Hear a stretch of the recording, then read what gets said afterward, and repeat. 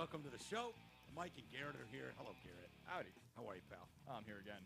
Doing all right? Yeah, it's a day. It seems like we're it's both having a day. Yeah. Are you having a day as well? Oh, dude, work is always work, you know? Yeah. Tough. I know people feel terrible for me. They feel very sorry for me. I know. I'm just, I don't know how much longer I can take this. Being under construction, having, like, even coming down here, I just ruined these Jordans. Oh. These Jordans I'm wearing are fucking toast. I know my Adidas are a little fucked now, thanks. Yeah. They're working in the room adjacent to the studio here, painting, and had to take down the last of the popcorn ceiling. And they got to get that wet and then scrape it off. And they're like, yeah, we'll have this done today, and we'll get as far as we can and clean it up so you guys can get. I'm like, well, we need to get in there at like 4:30. Yeah, no problem. Now we have to go through the kitchen, outside around the pool, get in through the back door. Yeah, it's. I went through there. I was like, how did Garrett get in here? I went through the back door. Yeah, you did the smart thing. But, dude, I am caked and covered in shit. I feel like absolute shit today. I don't know if it's the dust again. Like, every time I'd come in here when they're sanding and chiseling and all that shit, it just kills me. It's so rough. I don't know what it is. So I'm going to do my best to do a show today. I apologize in advance to everybody listening. But, yeah, it's coming together. I think once we get the painters out of here, you know, they've just got a few days left probably doing some stuff. And then my guy David doing the tile. Yep. Once he gets done, then it I think calms down and gets kind of cool where it's just like, hey, new shit's coming in. Yeah, you're starting to put the actual pieces together. You're not doing the basic part.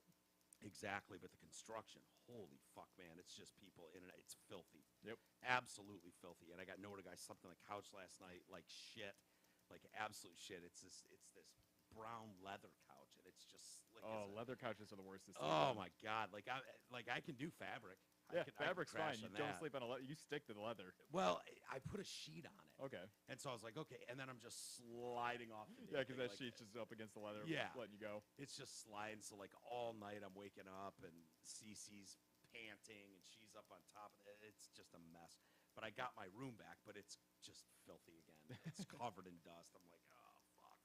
You got your room back, but doesn't at end. what cost? Yeah, it doesn't. It just doesn't end. So the guy is David is coming tomorrow to drop tile, the new tile at the bottom of the steps here. And then, but, you know, we won't be here, so no one can come in and out of the studio for like a day while that's going on and drying. And then these guys can come back in and finish this, and hopefully we can get some Normalcy. semblance of normalcy back in the world here. So bear with us, everybody. We were having problems with loading the stream was the stream. So if you I got multiple, YouTube going, then Facebook went down. Facebook was going, YouTube went down. I was just like, fuck this. I had to restart them both. So if you got notifications multiple times, that's why. Sometimes it does that. And I don't know what to blame. If it's like, we need to update some equipment, or if it's just dust in the room is kind of throwing a glitch into everything. It's, it could be getting in your Wi-Fi. I don't know how it works. I'm dealing with it in every room in here where it's like, oh, now this doesn't seem to work right. And, you know, so it is what it is. But what can break next? Yeah. Oh, my God. And I just know I'm going to have to deal with the same thing all over in Arizona. Yep. Like trying to set it up. And, you know, G and I are looking to get a new place out there. And so it's going to be a monumental task of, like, how do you put a studio into a new house? Yeah. Well, that and, like, getting this all ready to sell and then having to do the same thing with his place. It won't be going under the renovations, but still, you know, packing up a family and a blah, blah, blah. And then so it's going to be fun, Garrett. It's going to be fun. Sounds like you're having a great time. Oh, my God. I'm just miserable. It's like, okay, how do we fast forward to the day when it's all done and I can just do That's how I felt this? trying to buy a new house and all that. Every house tour I had to go on, all the talking to realtors, and all those realtors are assholes. They're not like mean, but they're just they're selling you shit, and I hate salesmen. It's a whole different realm when you're first time home buyer, right? Which you are. Yep. You know, so it's like you're working in a certain budget, and every house you look at comes with its own like positives and negatives. Especially when you're like in your mid-20s, you don't have that much money. You got something. I can get a house, but not the best picks. No, nobody can. No. I mean, unless you're coming from like, you know, blue blood money or whatever. Gross is right. Which none of us were. So it's like I remember my first house in Berkeley. 800 square feet, tiny little place. And but everything I was looking at, it was like, this place's entire sewage system is fucked, or this whole basement is a disaster and floods, and it's like, this one's on the train tracks. Well, the worst was when we were looking at houses. Some of the worst were the ones where people who were like very heavy smokers. You could tell they lived in it, that never leaves the house. And we would walk in. It'd be the first thing seen. It was a lot of the houses we were looking at because we were in a lower budget. Yeah. Well, it requires quite a bit of kills. Yeah. To eliminate cat odors and smoke, and it's not cheap. To do, and you have to do it. You're like. There's no one smoking in this house at all anymore, and I've spent quite a bit of money trying to get it to where realtors can come in or whoever and be like, yeah, you're good. Yep. There's house is clean. Yeah, the house is clean, and it's gonna take a crew coming in here to do a final clean and like try. I mean, I don't even know where to begin. Dust in every crevice. How do you get dust out of every crevice in a house? Like. A lot of work, a lot of tedious labor. Yeah, stuff that I'm real good at. A good crew of hombres. Yeah, exactly. Speaking of hombres. Leads us to our first story today. And I've been watching this guy from afar for quite a while, and he's pissed me off at every step of the way. But the migrant crisis that's going on that President Soup has just allowed to happen. And it basically, why this happened the way it did was, Trump had all these things that he did, policies that he put in place, remain in Mexico. But they were racist. Right. And so literally day one, this fucking dipshit came in and undid them all. Everything that Trump did, it was like, everything we can undo, let's undo because we hate Orange Man. Orange Man bad. And so just no matter, even if it was working, even if it was good, even if it was in the best interest of the country, fuck it. Erase it because Orange Man bad. Yep. And we've been dealing with that bullshit now for 3 years, and you're seeing that play out at the border. And 10 million is a very, very that estimate to me is a joke. God only knows how many people are in this fucking country. It's not 10 million. It's way fucking more. Way more. The God always. Who knows? How do you have a couple 100,000 come through a month and only hit 10 mil? I don't know anybody that's like, pro this. I don't know anybody. I haven't met them yet. Even the most ardent, hardcore liberals are like, even when they're trying to defend this, they can't, and they don't agree with it. And you see all these liberal cities around the country that are getting hammered with this stuff, and people being just dropped off wherever in their fucking blue cities are not sanctuaries. They're sanctuaries. They're not dealing with it well, and they don't like it. But no one's going to stop it until next November, or actually next January. Yeah. You hopefully we get new leadership in there, and I don't know who that'll be because I don't think they'll let Trump win. I just that's my personal thought is they'll kill him before they'll let him get there. Yep. It looks like we're getting a couple comments saying that we're too quiet. We're too quiet? Yep. What? Yeah. Somebody said I can't hardly hear you, and then King Ezzy came in with I turned up my PC, but yeah, the sound is funny. Wow. Well, our levels are good right here. I'm getting good levels. Yeah, looking good on ours. This level. is weird. Are your levels okay over there? Yeah, I'm seeing the green bar. We're not hitting red, but Nerds. we're going. Nerds. Time to get Travis over here. God damn it. I guess do the best you can to hear us. I don't want to crank these things up and overmodulate things. Yeah. And, red line stuff, but we're getting normal levels here, so I don't know. It could be just from all the shit going on. He says background clicking too. That's weird because we don't hear any clicking in our headphones. No. Oh boy, this is probably YouTube's thing. Maybe they're mad at me for restarting the stream too many times. I don't know. I guess deal with it the best we can, and then when we're done, we'll post something that's clear audio. I guess that's the best we can say for now. Unfortunately, I don't have a room full of people here that can adjust on the fly.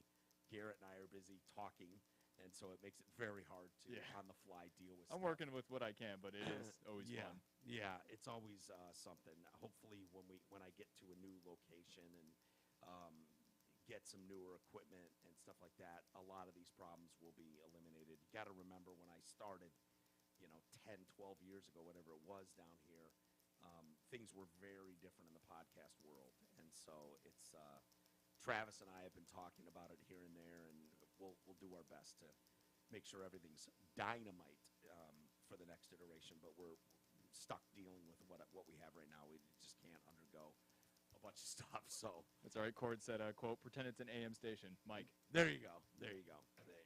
Perfect. But anyways, yeah, the crisis at the border has led to all kinds of stuff, and we'll see in the future because the amount of unknown terrorist groups that are being sent here from wherever, far reaches of the world. Yeah. We're seeing countries we've never seen sending people. The stuff that's going on with China, the roving Chilean gangs in Franklin. Yeah, right. Those are bad, and then whatever's going on with China sending military-age males over here. Yeah, I don't like that. Shape. Yeah, it seems a little weird. It seems like the type of people they usually hang on to. Yeah. And the way that they're migrating is different, too. They're not walking the trail and coming through jungle and making a 3-month trek into this country. They are in housing, and it's weird. And I don't know what the end game is. I don't know what the point is, but this one specific Venezuelan migrant has been causing quite a stir, and maybe it's for TikTok views. He got popular on TikTok, and they yanked his TikTok from him, and he gave this impassioned, sobbing, snot running down his face speech about how they're silencing him and all this. He's an illegal. He doesn't belong here, and he's going out of his way on TikTok to tell people how to break American laws to get in here. He's flaunting it in people's faces. He's a fucking asshole. Yeah, and 100%. He's not. Do you know who I'm talking about? I think I've seen him pop up before, and I just kind of rage swipes off that. See if you can find a video of Leonel Moreno, Leo Nel, N-E-L, Moreno, M-O-R-E-N-O. He was recently now, he's been arrested by ICE officials, illegally entered in April of 22. The New York Post is reporting that internal federal documents obtained by the ATF, so that the Bureau of Alcohol, Tobacco, and Firearms and Explosives, have been in contact with ICE officials and is considering bringing federal charges against him. And I'm, for this particular one, I'm like, good, do it. Yeah, Hammer. I don't see a problem with Send a fucking message. The exact charges are not known, but sources said they would likely be brought under a section of the Gun Control Act, which prohibits those on parole from possessing, shipping, transporting, receiving firearms or ammunition. So some of the videos he's posted on social media show him at firearm stores, holding firearms, asking followers which one they liked best, saying he could buy them in stores, just to. Yeah, just totally buy your friends, firearms, your illegal friends who are here probably committing crimes, because we all know they're the roving Chilean gangs. They're not the brightest and best, as Trump said. Right, exactly. They're not. They're definitely. They're not the brightest, not the best. And who knows what the actual story is, but when you hear reports of like emptying prisons and just like get across the border, get these fucking people that cost us a fortune to house and feed and keep alive, that are gang members, whatever, in prisons around the world. And you open the gates to that, you open the doors to those, and you let those people go to America, get the fuck out of our country, make it our problem. That's going to piss a lot of people off. It's going to lead to the crimes that you're seeing. John Fabricateur, former ICE field office director in Denver, said this should be a warning to any illegal aliens. Possessing a firearm unlawfully will result in criminal charges, hopefully lead to a conviction. While there's no proof that this dude ever purchased a firearm at a store, former special agent for the ATF said they're likely seeking charges because he's an illegal alien in possession of a firearm that was transported across state lines. He's the guy that was advocating, he's like telling people how to squat in homes and how to break in, and this is crazy as shit. So I don't know if you've seen any of the videos. No, the squatting videos have been pissing me off the most. Yeah. Like the way they're getting away with it, where the homeowner is getting arrested almost every time. The one in New York, the lady in New York who finally got back in her home and then changed the locks. Yep. The one that was murdered and stuffed into a suitcase. She lived overseas, and her mom passed away and had a apartment or a condo, whatever, in New York City. Property. In Manhattan, which is probably worth a fucking fortune, just as all those properties are. And she goes there to clean up mom's property, as people do when someone passes, and finds that there are squatters living there.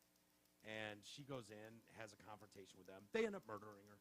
Oh, stuff for that's your nice. into Good job. a suitcase. And so, dealing with that kind of stuff. I guess Atlanta is a real problem. Ooh. Thousands of people just breaking into homes. And, it's common for I don't Americans. think those ones are the migrants. What's that? I don't think those ones are the migrants. I think they are some of the migrants that are doing that. Yeah, that are squatting in those houses. Nowhere to go. I see them on the street corners all the time. I was out driving today, and there's some woman. I just end up resenting them. Where I used to give people $5 or a couple dollars. No, I hate now. I'm like, fuck this. Especially when I see like Ukrainian refugee, I'm like, I don't care. Yeah. We gave you enough money. I'm not giving you any more. Yeah, I know, and I feel bad saying that. Yeah, it's mean, but they're mostly scammers anyways. This clown in particular, this Lionel Moreno. Yep. He is flaunting in Americans' faces. I was only able to find re-uploads. Everything he has got nuked after he was arrested. Okay, and that's fine. But he's bragging about, he's holding up his baby, and he's like, having a baby in America, she pays for me now, because the government is just giving this throwing fucking money asshole throwing money at him, and so he's taking advantage of every loophole in the system, teaching people how to break in, how to steal people's homes, how to get firearms, how to milk the fucking system with have a bunch of kids here, and then they can't kick you out, basically make me a citizen, blah, blah, blah. I'll say that, people like this make people that are just it makes decent the people. Genuine people trying to escape a bad situation into actual monsters to me. Right. And it makes the rest of us look at everybody with a side eye going, I feel bad. I've got a couple guys that are here working, right, that are the painters, are Colombian migrants. Yep. They've been here 3 weeks in this country. They don't speak a lick of English. Nothing. They can't say hello in English, right? And they're very sweet guys. Couple guys, very hardworking. And that's the tragedy, is that that's the majority of the people trying to come here. Right. They're just hardworking dudes looking for a better life, trying to get a work visa here. Dude, I'll tell you, the guy that I have painting is awesome. He's fucking amazing, and he's a super good guy. He's my mom's known him for years, and his wife got him involved through their church. And it's like they're, basically begging people, if you've got anything you can help with, they're looking for work. And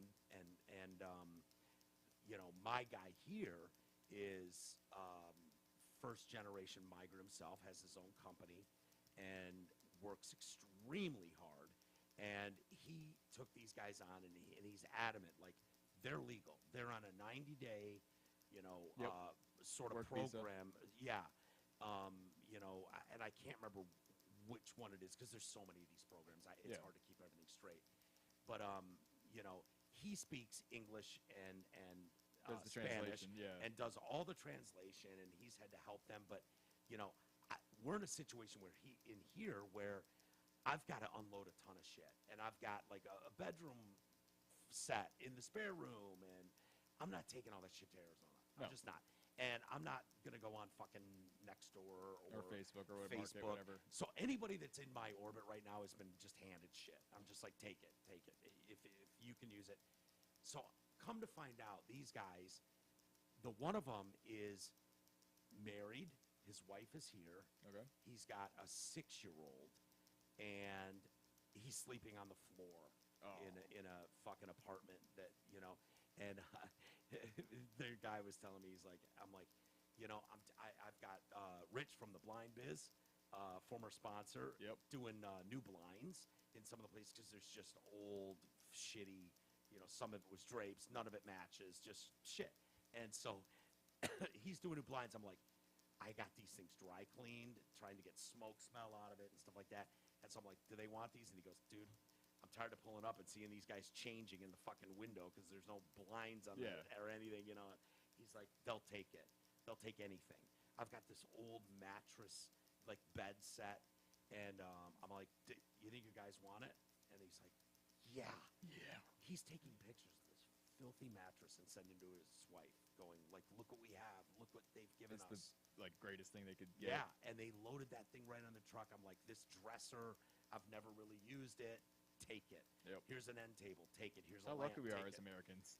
You don't even realize. Yeah. The guy was like, does it include the sheets or the pillow on it? I'm like, take them, dude. Take them. Take the My Pillows. Oh, he's take got the some My fucking Pillows Giza and sheets.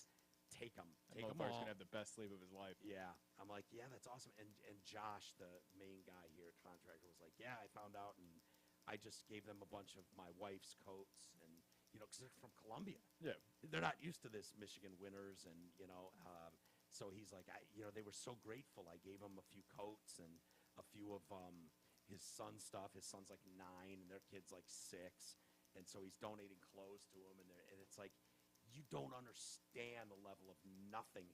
But these are guys that came to this country that are working their asses off. They're here every day. Yep. They're the first ones here. They're the last ones to leave. They're doing exceptional work. They couldn't be more polite. I trust them completely in my house. And, I know there are Americans out there that are reading stories like this about this fucking clown. Exactly. Who's trying to game the system and gives them all a bad name. Exactly. And It's that's why it tragic. pisses me off. It's come from my side with the gay community. It's Yeah. like when I see those fucking fags in the street with their dildo strapped to their head, like, we just want to talk to your kids. It's like, now you make me look bad, who's just trying to go to work and have a normal life. 100%. I don't want to do any of that shit. I just want to have my life. 100%. And I've got some stories today about they're going after the sponsors too. So Yeah. I'll get to it in a little bit, but it's about some fucking LGBT I hate when they go after sponsors too. camp. Well, this one is like, hey, look who's sponsoring the fucking drag camp for a week. And it's like, why is North Face getting involved with it? It's just for DEI points. I know it is. Their social credit scores. Exactly. I know exactly what it's about. But then I read the story and I'm like, this is horrific. And I was interested in your opinion on it. Okay. We'll get to it in a couple stories, but I think it's exactly what you just said. Like, when some guy's running around on the streets in a rainbow bikini with a fucking dildo on his forehead, right in front of your kids, it makes us all look like fucking. It makes me look like a jackass. Like we're all like this, and we're not all like this. Stop parading around like an asshole and using. We're not saying don't be gay. We're just saying like there used to be a time where it was all in the gay clubs and shit, and everyone knew where the gay clubs were. If you were into it, you were there. If you weren't, you didn't go there, and everyone got along. I mean, not everybody. There was obviously issues. There always going to be, but for the most part, people got along with it just fine. Like those were the rules. Were you a big gay club guy? No, I never went. I was never a club guy in general. Yeah. Okay. I never really was either. Bars, I would go to bars. Yeah, I could go to bars with a couple friends, just have a couple drinks and food. But the whole like, hey, there's a new, the fucking manhole opened up in wherever. I mean, you're not. Do you go to those? No. If you A were lot of those single, clubs- I could see that. Like if being straight, if you flipped it, and being straight was like being gay, where it was like every bar you walk into, 95% of the people in there are off the table. Like it's got to be really difficult to be like, is this person thinking the same way I am? Straight bar, it's kind of like that, but but straight people generally don't go to gay bars though, and if they do, no. But for a gay guy going to regular bars, unless they're women, it would be hard to find someone that's like, hey, this guy's gay like I am. Yeah. And so I understand, like, gay bars would be great. Well, I grew up in the age of social media, so I never really went to bars for That's true. coercing people into partnerships. Yeah. It'd be a lot easier that way. It'd be hard. It would have been really difficult in the 70s, 80s, 90s with society the way it was and access without social media. It would have been a different world, man. And I feel like the early 2010s, we kind of had it pretty good for a minute. Yeah. Like there was a moment where the gays were there, but they weren't too loud. And then 2015, 16, whatever hit, they got way too loud. Was it 15, 16? Yeah, I think it was right around when Trump started becoming president. That's when the gays started getting really upset and more vocal. Yeah, I just and it sucks because I know what they were watching and what they were hearing, and no matter how much you tell people, like that's like if you think Donald Trump hates gay people, you're a fucking moron. He's been openly supporting gay communities since before Clinton. Yeah, like way before, and it's not even close. No. Now you can still hate the guy. Yeah, you can that's still fine. hate him. He's a bombastic fucking, He's a little bit of a megalomaniac. No doubt about it. But when it's the fake ones that drive me nuts because there's so much to not like about Donald Trump. Yeah. That's all fair game. That's fair. But when it's like, oh, he's gonna fucking put gays in jail, and you're like, what? Yeah. What? this guy's probably been more supportive of the gay community than any politician. I know, that's why I used to make the joke of his vice president, Mike Pence, because he was super Christian conservative. I used to call him Mike the Electric Fence Pence. It's like, I know Mike Pence isn't going to do shit. None of these guys are going to do shit, but it's so funny to joke about. And even like, I never understood that. And it'll be interesting to see who his running mate now is. Like, I'd love it if it was someone like Tulsi Gabbard, who comes from a Democrat's background, served in the military, kind of just isn't crazy. Basically, is what I think of as the liberal left like 10 years ago. Yeah, she's like more of a regular Democrat. Yeah. Right, like what Democrats used to be before it all kind of just has gone crazy. Yep. That I'd love to see someone like that, where it's like, hey, get a female in there, brings different perspectives, understands the other side. This would be a good mix. But Mike Pence, fuck, that dude freaked me out from day one. Weird. Day like one. the Electric Fence Pence. Yeah, and he seems like a nice enough guy, but he just seems so holier-than-thou politician guy that it's like... He's too politician. Yeah, there's something weird about Especially when he's with Trump, it's weird. You got this loud, bombastic business, like, I'm going to do this, I'm going to do this right now, and then Mike Pence would come up after him like, so anyways, we got this going on later on. Yeah, but, it's going to be crazy. I don't know what to expect come November, but it's going to be bad, dude. It's going to be bad no matter what. And it'll be a bloodbath. It's terrifying. It really is. It scares me because I know it's only going to get worse. I just hope we can get back to some sort of normalcy. I think it's cat's out of the bag. We're not getting normal anytime soon. I know. I fear it. And We're fucked. I read these stories, the migrant stuff. I don't know anyone that's in favor of that. Yeah, I don't know what the ultimate goal is. I have ideas about what it is, but I don't really know. I just think it's dangerous. It's not healthy for a nation. It's never worked for a nation. You can look at when who was that fucking guy that was on the Senate floor talking about, we don't have enough people going into the military. These fucking homos come in here and they snap their wrist in a second, they're kicked out. Yeah. And so we can't get our fucking numbers up. Wait. But you tried, Gary. Yeah. You tried your best. You did. You went further than me. I did. I give it that. I went further than most of the U.S. Exactly. And so they don't have recruitment numbers, so they're like, oh, yeah, we'll bring these people in, and they can earn citizenship by fighting for the country. And it's like, dude, how did that work out for Rome? Yeah. How did that work? How has that worked out in the past? That's what they kind of say, is that the fall of Rome was very, very much tied to when they started getting in the weird gender politics. And that's when Rome very much fell. Dude, it's funny. I've talked about it before, and I should call my buddy and get some of the book names. But there's a whole, 7-part cycle, and he was really into the, it's Deuce, Derek. Yeah. And he was, God damn it, who's too liberal himself right now. Oh. But we used to talk for hours about this stuff, and he would fill me in on all this stuff about how the cycle goes, and we're at number 6 or number 7 of the 7 right now.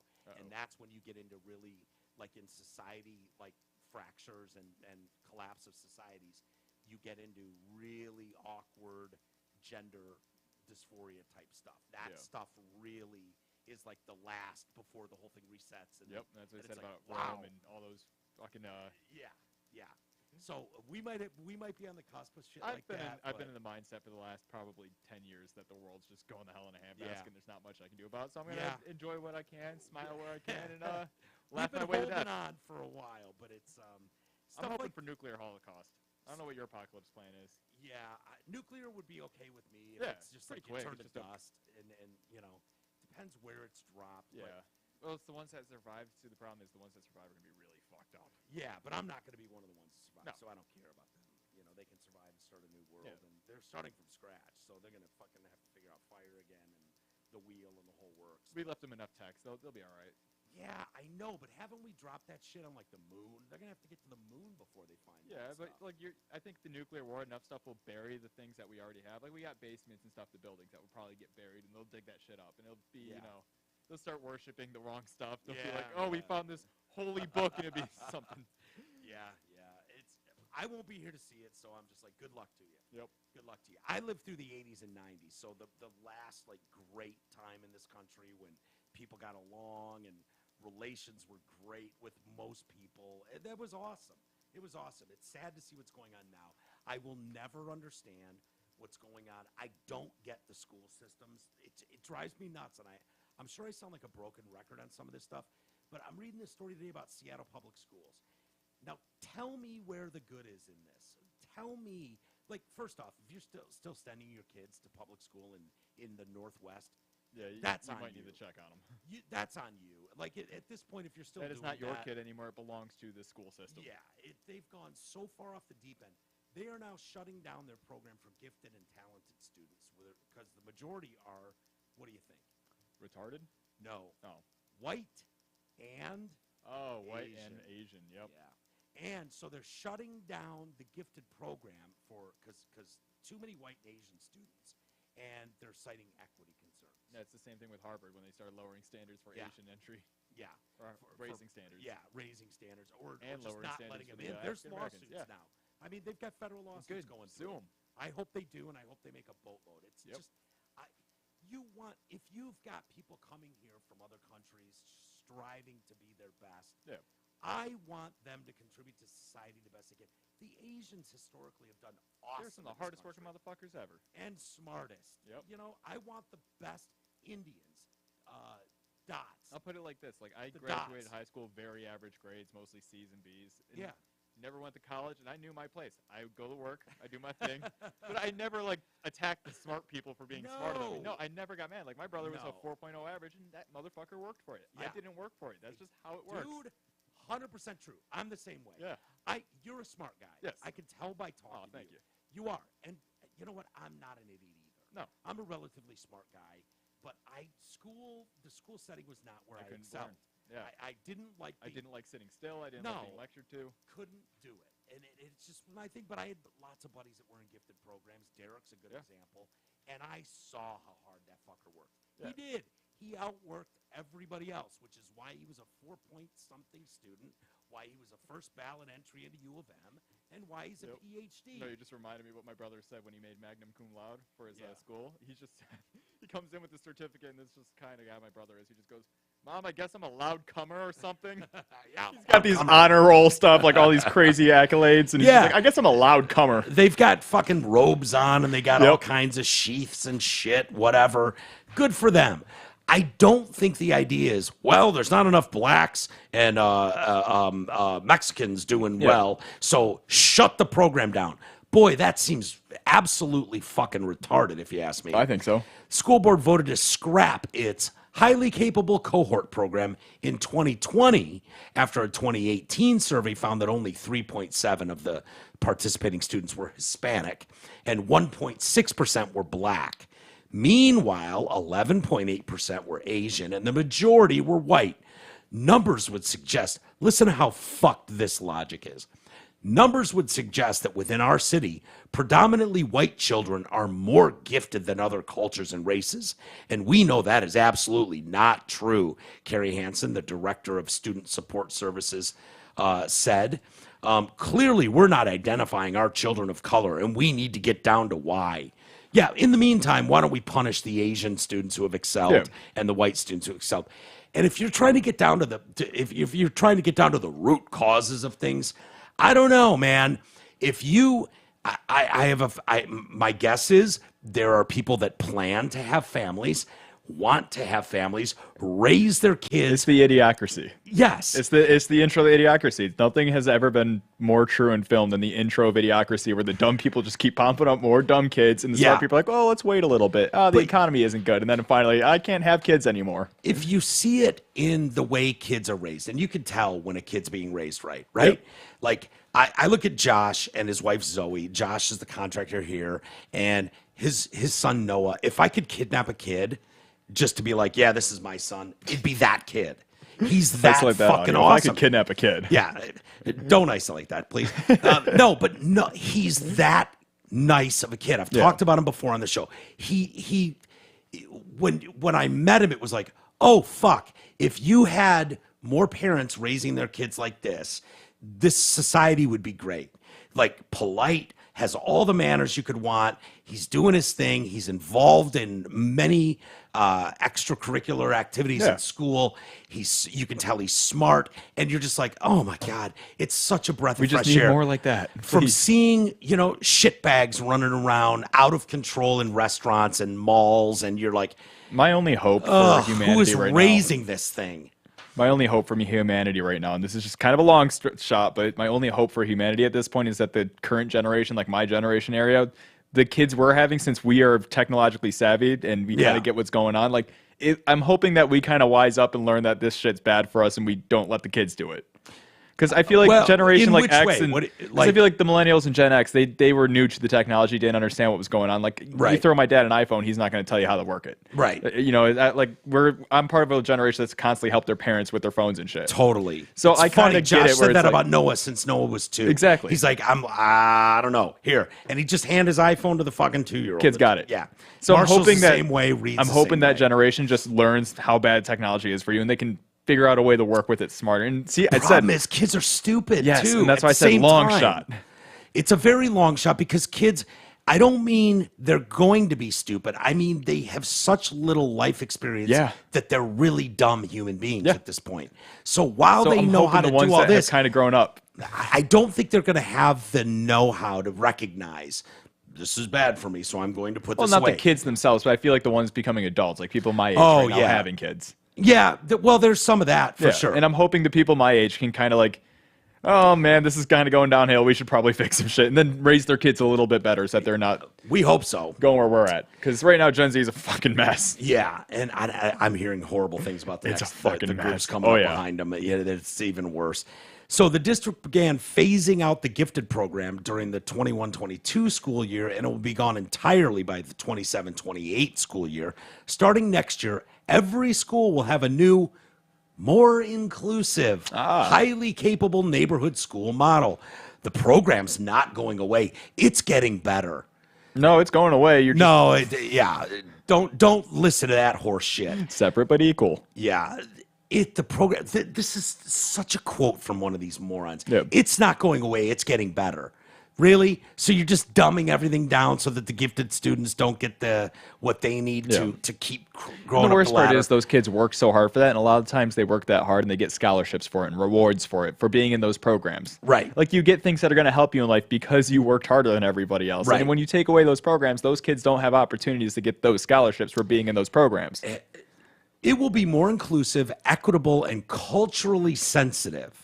So all of those statements right there tell me this is bullshit. Equitable, for those that don't know, and people that have listened to this show know that, it's not equality. Yeah. Equity means that the outcome is the same regardless of effort. Yeah. So some kid his parents are shit, and he's shit, and he's learned nothing.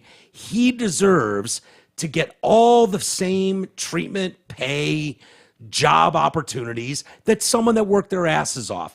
And that means from parents and family members to the child doing their part to raise a good member of society. No, we want it to be equitable where they're all the same.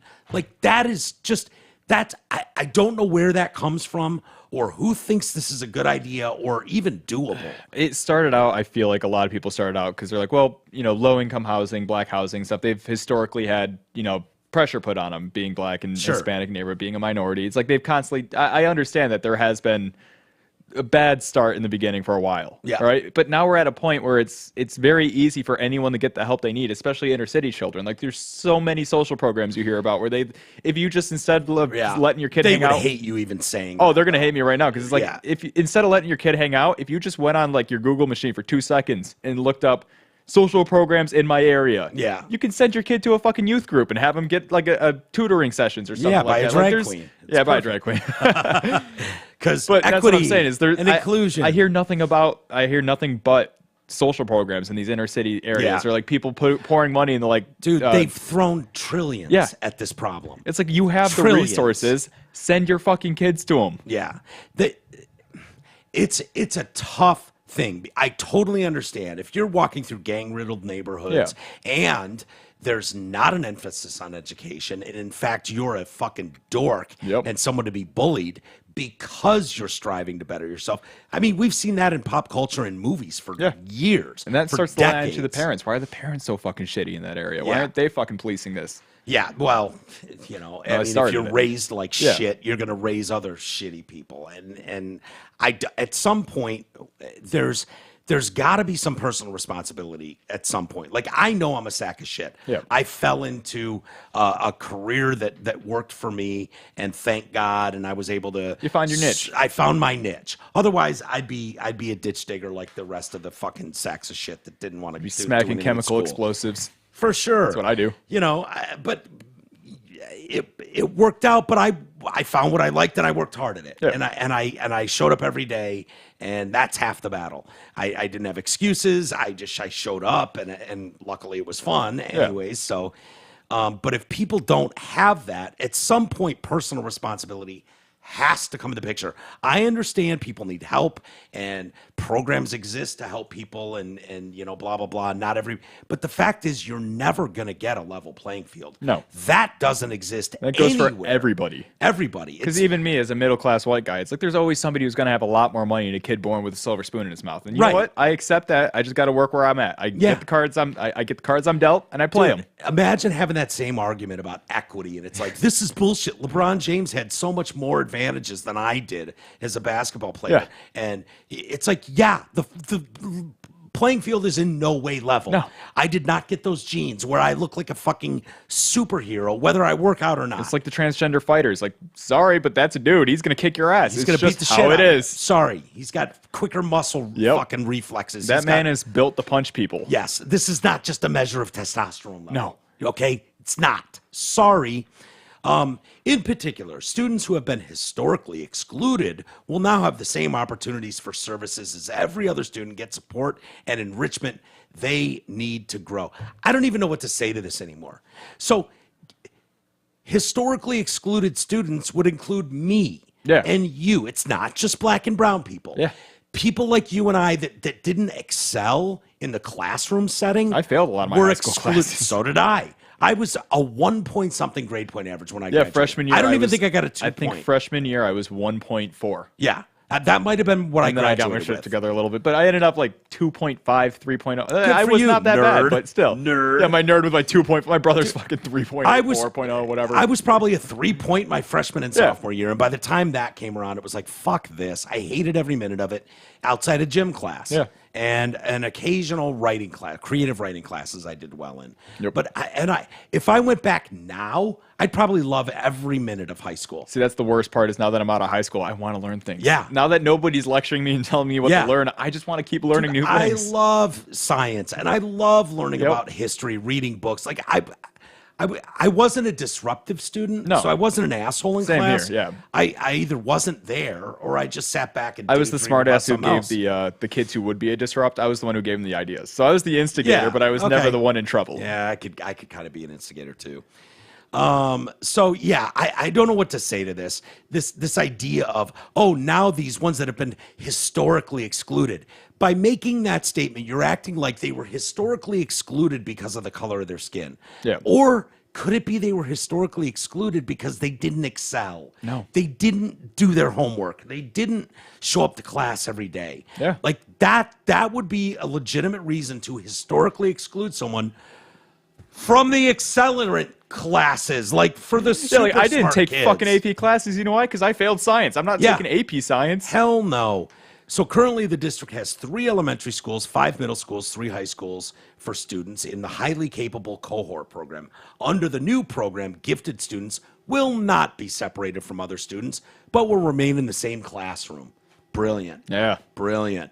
And teachers will have to develop individualized education plans for each student. Because what we know about teachers, they've got tons of extra funding. They make enough money so they can fund it out of their own pockets too. And obviously. they've got loads of time to come up with extracurricular plans for the gifted students who are still in the classes. They got the whole summer off with to the do it. dipshits. That's true.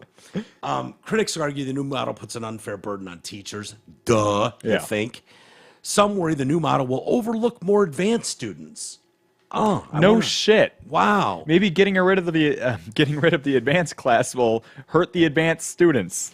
The ironic thing is, in minority representation in the highly capable cohort program has improved steadily every year since 2018. Yeah, without any. In 2022-23 school year, 8.2% of the gifted students were Hispanic, 3.4% were Black. Now, I'm no math major, but if we went from 3.7 to 8.2 and from 1.6 who were Black to 3.4, that sounds like quite a jump, especially when you're talking about... Sounds like they're growing. 14% of the school district is Hispanic and 15% are Black. I was about to say, what's the ratio of Hispanic and Black people in that district? Yeah, you're talking 14% Hispanic, 15 Black. Yeah, and if 3% of them are getting... It's pretty good ratio. I mean, think about like how many white people versus the ratio of the white people in the advanced programs. Like maybe it's a little bit higher. Yeah. But if you kind of scale it all down, it almost looks like they're just all excelling at the same rate. Right. Which is, they don't want that argument to be made because that it falls apart when you're like,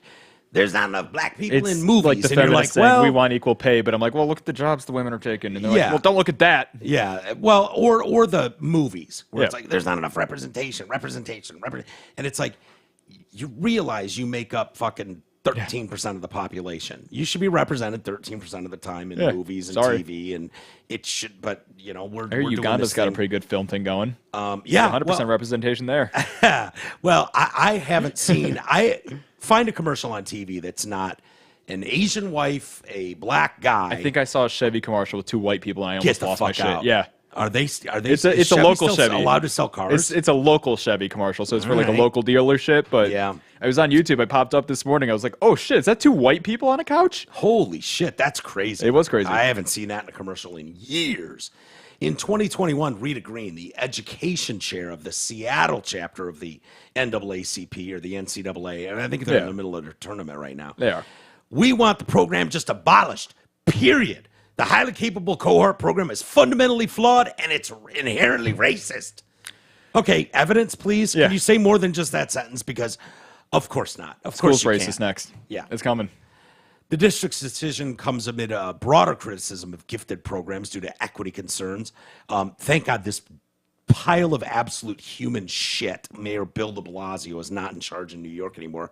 But he ordered the city's elementary schools to stop testing for giftedness for equity reasons. We don't even want to know anymore if there's a gift. If you're still sending your kids to public schools in these fucking cities, in the Northwest, in New York, in LA, that's on you. You're the asshole that's still doing that. I mean, I don't know what you do as parents, but I wouldn't let my kids go into those fucking schools if I had them. No way. Yeah. No chance. De Blasio orders the elementary schools. We don't even want to know who the gifted kids are. It's just one of the most ridiculous things I've heard in a while. And that's the worst part too. Is anymore. Being a kid and being really stupid. If somebody tells you something's good or gives you like a positive reinforcement, usually you want to keep doing that thing as a kid. You want to keep getting that positive reinforcement. So when you test these kids and they're in a gifted program, you're like, look at you, little Johnny. You're great at this. You're good. You're excelling. Yeah. That kid's gonna keep excelling. Of course. They do. I mean, it's a lot of times occasionally get the one who veers off, but most of those kids keep excelling. I think the idea that that everything that doesn't work out the way you want it to, like, oh, there's not representation of Hispanics and Blacks in X. Yeah. It's like, okay, well, let's make sure the one thing we absolutely do not do is look any further back than that statement. Yeah. Let's not look at how this child's being raised, what kind of honestly, usually it's just shitbag parents that leads to shitbag human beings. It is what it is. You're a product of your environment. Most of us probably shouldn't be reproducing. Yeah. I'm not going to. I took myself out of the running. You're out of the running. It's, I think it's a good thing that I didn't have kids. Yeah. I'm at a point where I'm like, there shouldn't be two of me running around. I'm good on kids. Yeah. I don't know. I think you'd be I think you'd be good. No, Maureen and I already made the plan. We're going to be the fun uncle and aunt. Yeah, that's fine. Yeah. You know, and my thing is not about like, oh, there's overpopulation and I'm just doing my part. Like, I'm not one of those. I don't give a fuck about the population thing. We're going to nuke ourselves anyways and reset that population real quick. I knew from a very early age, like, yeah, it's probably not the best idea for me to have kids. Yeah. And like I was the same as way. a selfish person, as someone who Every time I babysat someone's kids, I was like, I fucking hate these things. see, I didn't hate them. I was never mean to them, but you know I what just it didn't was, want to be Garrett? around them. You know what it was? It was not lost on me. Yeah. From a very early age, it was not lost on me on how hard it was to do properly. Yeah. Like, that's a job. Any parent who has gotten their kids to a level where they're a respectable member of society has done an amount of work that is not nothing. And if you want to be one of those parents that does nothing, you're going to raise a nothing individual. Yep. And I knew I didn't trust myself to not raise a piece of shit. And so it was like, I'm not going to do that to society. I don't want to be that person that contributes to this shit. Yep. And the worst part is in these lower income areas and the things like that where they're having the problems with poverty, it's like these are not really kids that anyone planned on. yeah. Well, And when you don't plan on the kid and you're already not ready for a kid. Yeah. Because a lot of these kids, if you look at their parents are like 17 and fatherless 20. situations. Yeah. Fatherless situations are a real problem. Big time. I feel like every kid the needs numbers it, especially correlate. as a boy. You can run the numbers Yep. and see the correlation between fatherless households and shitty fucking human beings being raised. Oh, 100%. It is what it is. You don't think you need men, ladies, but you sort of do. You need a man. You need a man. A mom in the can't do household. exactly what a dad can do. A dad brings a certain aspect to a family dynamic. And vice versa. Yeah, Fair. and vice versa. You know. 100%. Because the mom can bring that loving, sweet that the kid needs sometimes, and the No, dad my mama did. my mom kind of. My mom dad was very my loving dad and was sweet. kind of a dickhead, but my mom See, was and that's awesome. that's kind of how it's always been. Where it's like, your Yeah. mom's kind of sweet, loving, like, oh, let me brush that off, kiss the boo boo, and your dad's like, come on, walk it off. And Yeah. you need that as a boy. You need a little bit of a toughen up. You need probably a thick got skin. a more hands-on, not in a bad way, No. dad. Yeah. Like, your dad is probably my age. I was gonna say my mom's punched me more than my dad. Yeah, and that's okay. But I mean, it Let the record always show gets is one punch. it always gets a little better through generations. So for parents, there was a time not that long ago when dads, it was just like, I go to work and you handle the rest. Yeah. And they didn't hug a kid because that might make him gay. They didn't fucking, all that kind of stuff. That really happened in the 50s, 60s, that kind of thing. Yeah. And then, when my dad was coming up, it was like, I'll be at his baseball games, but I'm not hugging him and I'm not telling him I love him. That might make him gay. It's same as my grandpa. He'll show up to your birthday party, but he's not turning the truck off. Yeah. He's gonna get back. He's like, all right, I'm here. All right, bye. But I bet your dad was more, like, he was cool like coaching with baseball you. teams, and as my dad coaches the team. My mom's running the scorecard and stuff. So Right. my parents were always very like there with me as I was growing up. Involved. Yeah, hands-on. involved. Yeah, yeah. And that's what kids need is they do need that involved parents. And I know some parents are busy. You got 2 jobs. My parents both work 2 jobs. My dad usually was 13 hours a day. Yeah. And then he'd coach my baseball game right afterwards because I was Yeah. his kid. Yeah, He's like, look, I had a kid. I got to take care of the kid. I remember my dad showing up in a suit from Ford Motor Company with his Ford haircut and everything, and as an engineer at Ford, but he was at all our soccer games. Yeah. My brother and I, like, he'd be there. He'd come right from work. Yep. Didn't go home and change, and he'd be mom in the too. stands.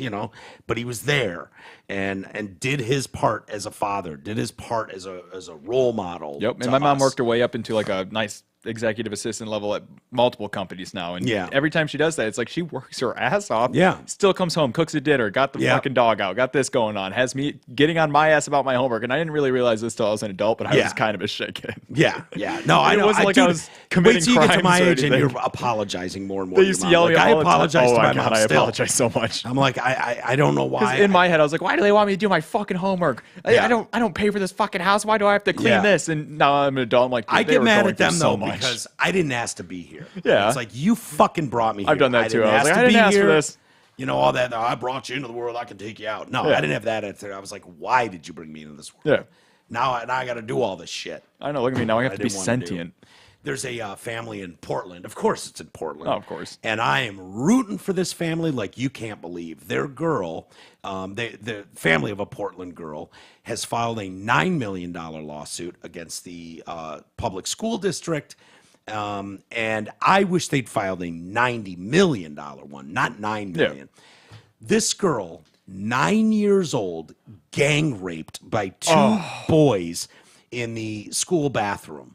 And it's not a trans thing or anything like that. No, that's still fucking awful. It's just, and 9. Like, to 9. Boys 9 too? I don't know how old the boys were. Well, Underage. I was going to say, if they're not given ages or names, they're underage too. They're underage, which means they could be up to 17 years old. You know? The family of the unidentified 9-year-old filed suit in circuit court, alleged both the district and a nonprofit after-school program failed to protect the youngster. In April 22, 2 male students in the program, Schools Uniting Neighborhoods at Scott Elementary School in Northeast Portland, told the girl they would find out where she lives if she didn't tell the staff she needed to use the bathroom.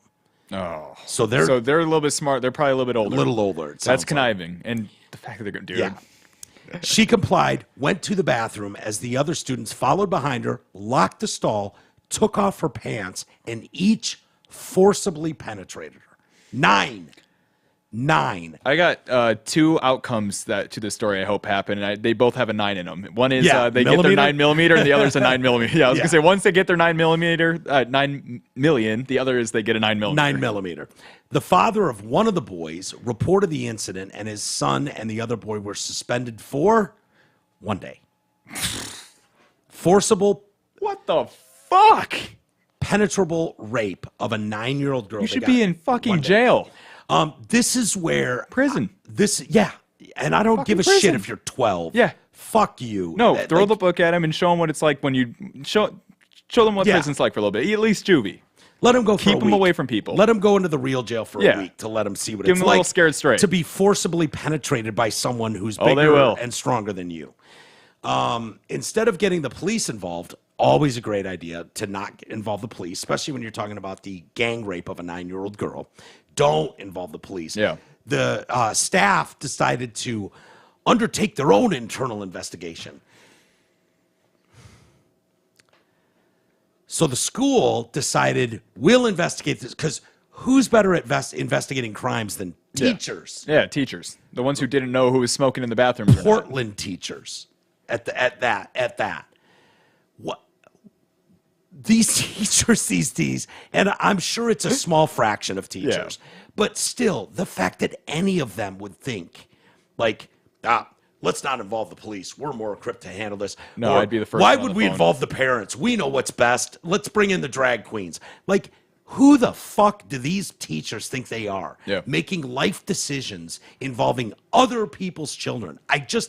I'm blown away by it. I don't understand it on any level. Why would you have teachers doing their own investigation on the gang rape of a 9-year-old girl? The moment you say rape, that's it. As soon as that word pops out, get the cops involved. It's over. Cops involved, get feds involved, You're not whatever handling this one you need. yourself. And if you are handling it yourself, it better be some vigilante justice. Yeah, exactly. Right. If you wanted to go, we did our own investigation, and now those kids are hanging in the back. Yeah, they're in the woods now, and they won't be bothering anybody anytime in this lifetime again.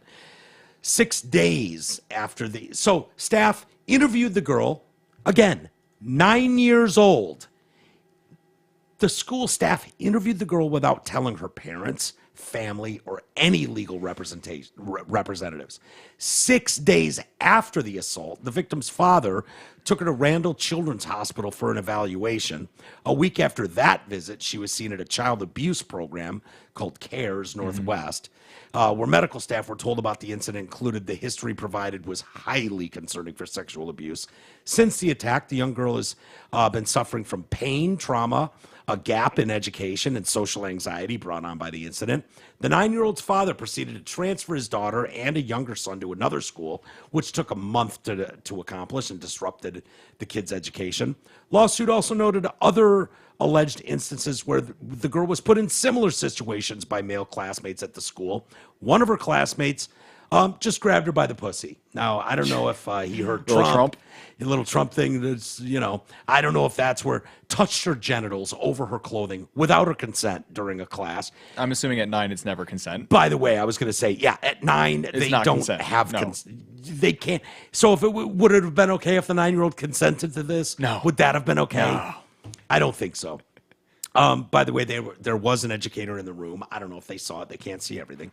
Yeah. Sydney Kelly, a spokesperson for the Portland Public Schools, told the Oregon Live, the district learned of these new allegations last week when we saw the lawsuit. We're investigating. How about you let the police investigate? Yeah, this one's not yours to investigate. I don't think the school You've already dropped the ball a few times in this whole story. Yeah. You let a lot of this happen. We're not going to let you close it. Yeah, let's keep you out of that. How about we keep you as far away from the investigation as humanly possible? Yeah. That's what I would say. And that's not a target on you, Portland. That's because every time we've seen these investigations, whether it's Loudoun County schools down in Virginia or LA or San Francisco, every time you clowns get involved to investigate, it's a shit show. Yeah. That's what it's a lot of cover-ups. And it's devastating to a child and that child's family. Period. Yeah. End of discussion. No, they ruined that kid's life. 100% ruined. Sydney Kelly says, we are mandatory reporters, meaning we must report any instance of possible child abuse and neglect. Yeah, but you didn't. No. You didn't at all. Report it. Sorry. We take our responsibilities as mandatory reporters seriously. No, you don't, because you didn't report it. We follow the law around reporting. But yeah, 2 paragraphs ago, we learned that you didn't do that at all. You waited like 6 days before even they took her to a hospital. Yeah, 6 days. 6 days. Because there's going to be a lot of evidence left behind after 6 days. That's fucked up. Yeah, and I wish I know. And I don't know how kids get to that point where they're doing this to other kids, you know? Yeah. Because if they're not mentioning names or ages, they're probably minors. So how do you get to a point as a minor where that's a good option? That's a good choice. I'm trying to think, because that's the age of Marshall and Reed. And I'm just like, could those guys be talked into with a buddy of theirs raping a classmate, a younger female classmate at bath? Like, I can't even imagine it. Yeah. I can't even, but kids are seeing shit today that we never saw. That's true. They all got the entire internet access in their pocket at all times. So they've probably seen too much. It's disturbing as shit when you hear the reports of like, oh, if you have a fucking 10-year-old who has a smartphone or an iPad, he's seen worse than you have before you were an adult. Yeah. If you think he's not seeing porn and all that stuff, you're insane. And I'm like, and everyone's always like, well, I put safety locks. I'm like, do you know how easy it is to get past any kind of safety? Like, it won't even be on purpose. Like, you'll be on a website and the ad will pop up in the corner. It's like, there it is. There's your porn. Yeah. It's porn. It's just right up in the corner of like I've clicked on a link to a fucking game. It'll be interesting to see how this plays out in Florida. DeSantis, and I don't want government involved in shit, really. No, but I do know that the facts are crystal clear. The studies have been done about the neurological damage that's going on to children that are spending too much time on screens, phones, tablets, all that kind of stuff, social media. And so they put a law into effect, DeSantis did, that was voted through in Florida that no one under the age of 14, I believe. They tried to do 16 and then that got screwed up. Yeah. Under 14 can have social media without a parent's consent. I think I heard about this, yeah. Yeah. It'll be it sounds wonky. Yeah. And, parents are going to get stuck in that horrible thing of like, oh my God, my kid's the only kid that's not on there. It is going to get weird, but at least it'll be interesting to see how it plays, saying that there is an option for parents to opt in. Right. But it has to be up to the parent. I know there's going to be a lot of kids faking it. I feel like if your kid's caught faking an account. How hard is that for a kid to It's do? not hard, but I have a theory that I feel like if your kid gets caught with a fake account, the parent should lose their account too. That'd be kind of cool. That's what I'm thinking. Yeah, I feel like your kid's account has to be tied to the adult's account, and the adult should have access. Like, on Facebook, you can have 2 profiles, and you can just switch between them. Right. One of them should, if you have a kid's account, you should probably do that. Yeah. And then be able to switch between them. Are there a lot of kids, 13, 14 years old, on social media that are probably too many. I don't know. Yeah. I wouldn't think they'd be on Facebook. I think Facebook is for old fuckers. Yeah, and see, this is where I kind of contradict TikTok, myself, because I also don't think you should have to show ID to make a social media account. I feel like anybody should just be able to make, joke accounts and bullshit. Parody accounts. Yeah. And that's where it gets hard. It gets very hard. Yeah. I could go either way. I kind of get what Twitter did. I think that's a little bit smarter, and I know it's stupid, but everyone's like, "Why do I have to pay $8 a month for a check mark?" I'm like, yeah, but it kind of shows that you're an adult who has a credit card and right, you're able to pay for your Twitter. So I feel more comfortable interacting with you. I liked it better when it was just celebrities. Yeah. They now have a different. No, they get a different. I don't know color how check they mark. Figured it out. They get a different check mark now. They have it so that anybody gets a check mark. Yeah, you pay for it, but then the celebrities have a separate check mark that says you're a celebrity. Really? Yeah, that I don't think you pay for. Really? And businesses have their own check mark too. So now companies check mark away. I know. I was verified in everything. Yep. The old school way where it was like, you had to send in news articles. Hot shit guy. Look at this hot shit. We got to verify. Dude, I thought about faking some news articles, see if I could get through it. You probably could. Just for shits and giggles. It takes a while. Yeah. Is the problem. They don't have the manpower to just like. I just never cared enough about social media to get that far. Yeah. Yeah. No, it was cool when I didn't give a shit until I talked to other verified friends who were like, well, the cool thing is when you comment, it goes to the top, it stays to the top. Yep. And so if you're trying to get interviews and stuff like that, it helps out a lot when somebody tweets out like, hey, I'll be in this area at this date. Like, oh, hey, I run a show out of this area. Do you want to stop by for a show? And your shit can get buried and everything, but if you're verified, that's the old system. So that's when I was like, system. I just keep cold calling people. Yeah, and that's fine. That works. But if they don't know who you are and you weren't verified, at least it gave you a level of like, okay, this isn't just some shit dick. At least there is something about this guy had individual. Something going on that gave him that check mark. Right. That whether check it's mark a dipshit who ran a blog for a while or it's, a guy on the radio. Exactly. North Face. South Butt. What's that? South Butt. That's the joke brand, right? Yeah, that's not bad. That's pretty good. I think it already exists. Yeah. It's the North Face. I just thought it was North Face. Oh, it is the North Face. It is the North Face. They got Face. the 3 little bars. What is the 3 little bars? Well, that's just their logo, and I always remember it's the, and then it has a little bar going on. North. Yeah. Yeah, okay. So, yeah, no, that makes sense. The North Face. They are one of the sponsors behind an overnight summer camp where children as young as 12 who identify as LGBT I'm out. are encouraged to perform in drag. I'm way out. Camp called, it's called Camp Brave Tales. Camp Brave Trails. Oh. Camp Brave Trails and Sore Tails is what I would add. Yeah. Because that's probably what it's leading to. There's going to be some sore tails at the end of this. Yeah.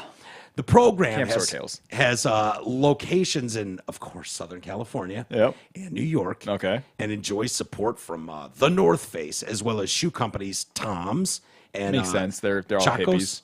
Caicos? I don't know. Chacos. Chacos. I just wear Adidas because the Run DMC song. Yeah, okay, that's good. That's my selling. Camp Brave Trails reveal that young children involved in the program dress and perform in drag while wearing makeup. Welcome to Camp Brave Trails, where we blend all the traditional elements of summer camp with an LGBTQ plus twist. Delete. Yeah, right? Just that's all I can say. I don't know what else. Hey, they're speaking for you, bro. Yeah. They're speaking on behalf of you. On behalf of me and my community. They're speaking. Our camp is thoughtfully designed to serve as a safe haven for LGBTQ plus youth. Okay. Remember when it used to be like the only gay things that happened at summer camp were the occasional camp counselor? Yeah, right? Like right? I just like I never thought I'd want to say that, but let's just go back to that. Yeah. I'd be in favor of going back to that. Just the occasional diddly scoutmaster. Yeah, that's as far as it needs to go. It doesn't even need to go there, but by the way, happen. Are there a lot of camps going on that are not safe places for LGBTQ? Yeah, I don't know. I've never been to a whole summer camp thing, but this idea that we need a special camp, but you have to be one of these letters to be involved because it's a safe place for you. Otherwise, you're just screwed. You're going to be beaten and tortured and raped, and, just because you have one of those I got letters. beat 12 times on my way in today. Yeah, It's that bad for the gays out there. It is. It's terrible. Children as young as 12 have gone on to start LGBT clubs at their middle schools after attending camp. So they're being indoctrinated, and then they go and try to indoctrinate more. Yeah. Is what that sounds like to me. Go tell your friends, hey, come to my gay camp, but you have to be bi to get in. Yeah. Well, I'm bi. Yeah. Sounds like a fun time. Or non-binary, or... and there's so many different ones. They can just say whatever the fuck they want. It doesn't matter. Campers will be immersed in a space that encourages positive self-discovery, embraces diverse gender expressions, and nurtures creativity. And we will have their name, pronouns, and identity not only respected, but celebrated. Cool. How do I stand outside these camps and just make fun of the kids on their way out? Yeah. Welcome back to the real world, faggots. I guess you got to go to Southern California or New York. I don't want to be in any of those places. Yeah. Camp founders Kayla and Jessica Wisebutch. Yeah, it sounds like a Wisebutch couple. Explain I how she participates in the Sapphism. Yeah, what was Sapphism again? It's a woman loving women. Oh yes. I like Wise Bush. Yeah, Butch or Bush. Yeah, both all work. works. Explain how they run their camp. So here we go. All of our housing is genderless. So we put the boys with the girls so they can touch each other. Exactly. I didn't know if you'd pick up on that, but you did. Yeah, right Shocking. away. Shocking. First thing. So all of our housing is genderless. All of our bathrooms are genderless. We ask for names and pronouns from campers, and they can change them all they like. You could be a boy this morning and a girl this afternoon. And then you get to sleep with the girls. And so this is like 12 to 17. So you could have 17-year-old boys sleeping with 12-year-old girls. This is where you get the conniving guys with the little girls. Yeah. Hormones running rampant at 17. Yeah. Let's put them in the same And they're not making good choices. They probably weren't raised by great parents. I mean, all these stories are just kind of compounding into each other. Shit. The camp has a clothing closet to allow children to explore their gender identity through different types of clothing. I was able to perform, do drag. I was able to do so many activities, one camper said. Cool. You can do that in normal camp without the whole gay thing and the drag thing. Yeah. So we divide campers into cabin groups by age, never by gender. North Face has repeatedly pushed far left agenda on both race and gender. The company encouraged customers to complete a diversity, equity, and inclusion training course. So they want customers doing a DEI course called Allyship in the Outdoors. And what do you get if you take this course? 20% off. That's bullshit, man. That's a real discount. That's like an employee discount. In the outdoors, their mattresses in the woods. Fuck, that's bullshit, man. So now I gotta act like, yeah, dude, I guess I'm gay. Can I get 20% off? I took your DEI bullshit course. North Face was also met with backlash over their Summer of Pride campaign, which featured advertisements highlighting a drag performer. The company sponsors a high-profile mountain climber who is currently being sued. The allegations are that the climber and a North Face employee absolutely destroyed this guy's career, got him fired over false accusations of racism. Which, good job. How often do we see that? They don't care who they destroy. No. And even when met with facts that dispute what they thought, we're like, well, doesn't matter. We were just doing what we were doing because we wanted it to be a safe place. Like, even if he did it or didn't, we wanted to take the right steps. I'm like, no, you took the wrong steps and you're just trying to cover it up now. Yeah. And you don't seem to give a shit when you're wrong. Yeah. You can't admit when you're wrong. You can't admit someone was falsely accused. The damage is done. You've destroyed someone's life. Good. Sue them. Yep. Sue them for defamation. Sue them for libel. Whatever. Yeah. If you wanna do that and libel someone, good. No, I hope these people get sued. And I used North to Face, think it was funny. Like, I used to hate lawyers and lawsuit stuff because everyone was so sue happy. And Yeah. now I'm at a point where I'm like, you know what? World's fucked. Sue them. Yeah. We're at a point. If you can, sue And them. if you've got a big company like North Face that's involved, good. They've Get some got money deep out of it. pockets. Get some money Get for that yourself. squeeze. Put the squeeze on them. So the Camp Brave Trails is just one of many overnight camps marketed specifically for children who identify as alphabet. Let's see, with some accepting children as young as 4. Oh, it's good. Healthy. Way out. Yeah, Smart. this is how 9-year-olds get DP'd. Yeah, exactly. 4 years old too. Really? No, that's fucked up. In good hands. In good hands with the camps like this. The Trans Youth Equity Foundation that encourages children to wear binders hosts a youth camp for trans and non-binary children in a confidential location in New England. So we don't even get to know where it is. Yeah. We're going to take your kids. We're going to put them in a location that you We're can't going to know. go to a hidden fucking It's for camp their in safety. New England. It's for their safety, For Mike. their safety. By the way, children as young as 7 can attend that. There's also Camp Lilac that hosts trans-centered activities such as voice training. Voice training, so that teaches you how to speak more feminine if you're I think trying it to just have, changes your voice. as well as makeup and hair tutorials. Fucking go on the internet and look it up if you have to. Don't send your kid to fucking camp. Camp for this. You don't need to send your kid to camp for that. If No. your kid's being a fucking faggot, go ahead and let him watch a YouTube tutorial too. I don't care. But don't send him to fucking rape camp. This idea of adult men dressed as women and doing overnights with your kids just I don't sounds like ideal. it. It makes me uncomfortable just hearing about it. What is it with men, adult men, who want to wear the most gaudy and outlandish costumes? I don't give a fuck what they are. But the fact that they're so desperate to hang out with your children and that's read what to your concerns me. children and be at camps overnight with your children, that is terrifying. So take it out of the realm of like, oh, he's got a problem with trans people, or he's got a problem with the LGBT blah blah blah community. I've been saying this, I think it's screaming it. fucking weird. I've been screaming it. Just stay away from the fucking kids, and you can get away with a lot more in the gay community. Yeah. If the gays just stayed away from the kids, they'd probably get anything they fucking wanted. Is this the gays' fault, or is this a larger? It's a larger thing at this point. I feel like there's something else going on. The gays are fighting on. each other to a point. I think there's a split in the gay community that's like me and Marina, and then the other type who's trying to run the fucking kid conversion camp. Dude, I think it's like this country. I think there is a silent majority of that community that stays out of it, doesn't want to be an asshole, has no interest the Chloe Coles in spending the night with your children and reading to them in weird libraries. No, I think there's a silent majority of normal fucking gay individuals, trans individuals that just want to be I'm friends with a lot of them. Yeah. All my friends are, funny enough, I figured this out too because I just got in contact with another friend I was close with in high school. And, he does his own thing. He travels around a little bit. Now they're trans. That's cool. Yeah. Whatever. Hates kids, still doesn't want to talk to them. And same with my best friend. Gay guy dating a trans female to male, right? Yeah. They don't want kids. They fucking hate kids. They're like, leave us the fuck alone. We're doing our own thing. And part of me goes, maybe it's something where you've got a marginalized community historically, right? I'll give the gay community that. Marginalized historically. That has been ignored in a lot of respects, and looked down upon. Yeah, they've been looked down upon. And, for sure. Calling people gay and fag has always been an insult. I get that. Yes. So for those individuals to finally have, whether it's pretend or not, acknowledgement and people coming to you like, oh, we're here to be part of the allyship for you. Yeah. Are they then like, oh my God, we're being seen, we're being recognized, people care about us, you think and they're being swept up in this thing? Like little ditties getting all power hungry, taking it out on other people's?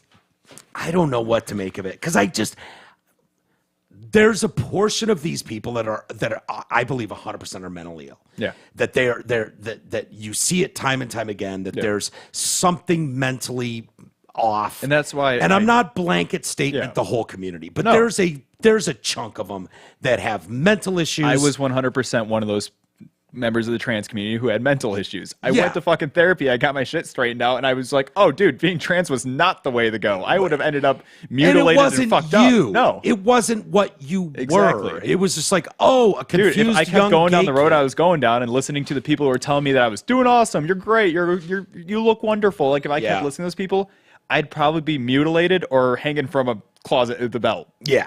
Like, that's about my options at that point. But because I went and got the right help, and because you had healthy parents, and I had healthy parents who were able to, parents. they were supportive and healthy about it. I was able to kind of get my shit back together and just be happy as me and live a great life. And Marina, she transitions, right? Yeah. Works perfectly for her. She's always had, like low testosterone. I'm not getting all in her business, but it's one of those things where it's like just being transitioned, being a woman feels right to her, and she's happier than she's ever been. And sometimes that's the case. Yeah. And it takes, you got to feel it out over time. And these people are just like, fucking rush the kid through. Get your kid trans. Get your kid. Cut their tits off. Fucking.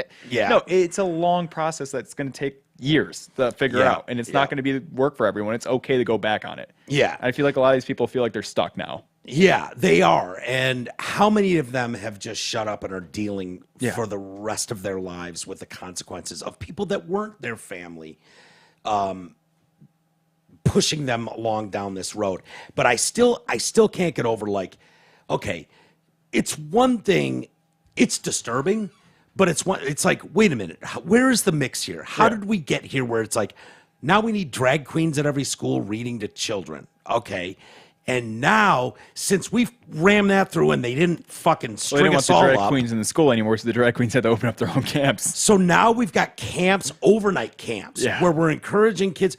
How do you get kids to do the drag? Well, you better have some expert drag queens there to show them how to do the makeup. It's fun and playful, isn't it? It's fun and playful and colorful, and it's glittery, and it's wigs.